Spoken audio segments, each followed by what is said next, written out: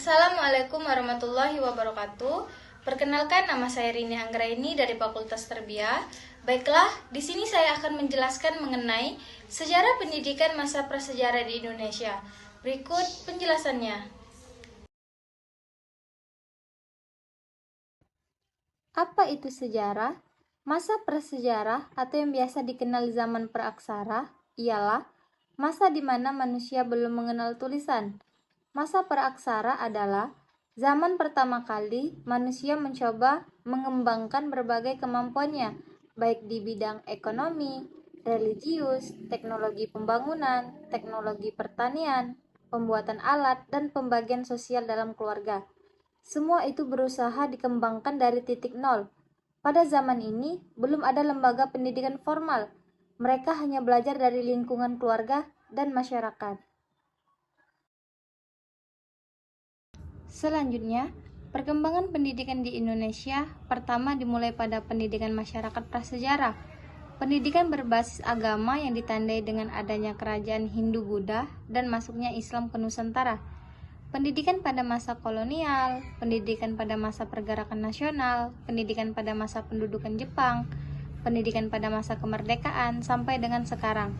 Bukti-bukti arkeologis dapat memahami bahwa pendidikan pada masa tersebut merupakan bagian integral dari kehidupan.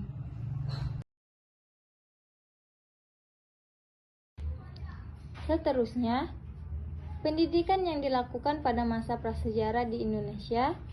Pada masa itu, pendidikan dilakukan secara informal dan bersifat lisan.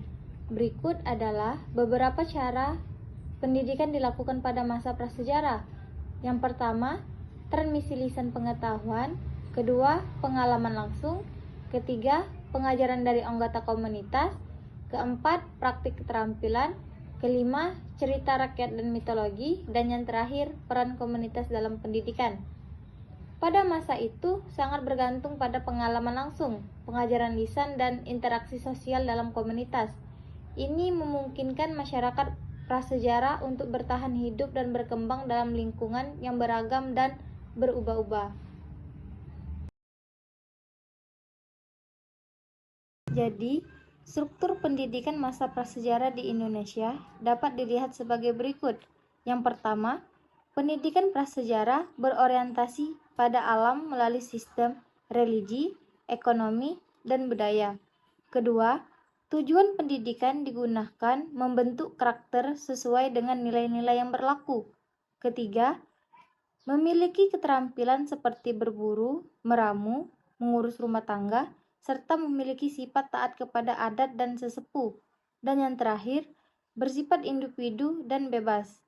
Dapat dijelaskan bahwa pertama, pendidikan pada masa prasejarah itu berorientasi ke alam. Oleh karena itu, alam menjadi fokus subjek utama pada struktur pendidikan pada saat itu.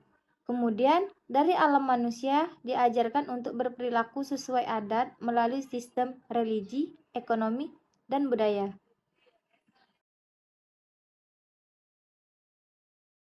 Jadi dapat disimpulkan bahwa di zaman prasejarah manusia masih belajar dari alam dengan apa yang mereka butuhkan.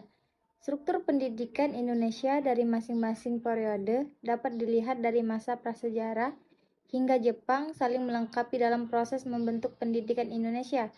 Ciri khas struktur pendidikan dari masing-masing periode memberikan gambaran bahwa nenek moyang bangsa Indonesia dahulu telah lama mengenal arti pendidikan. Pada masa prasejarah, struktur pendidikan yang diterapkan lebih banyak berorientasi pada alam karena manusia pada saat itu sebagian besar bergantung pada alam dan hidup bebas secara berpindah atau menetap.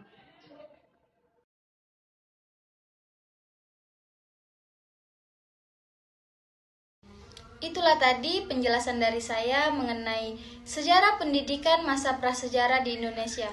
Saya Rini Anggraini dari Fakultas Tarbiyah. Wassalamualaikum warahmatullahi wabarakatuh.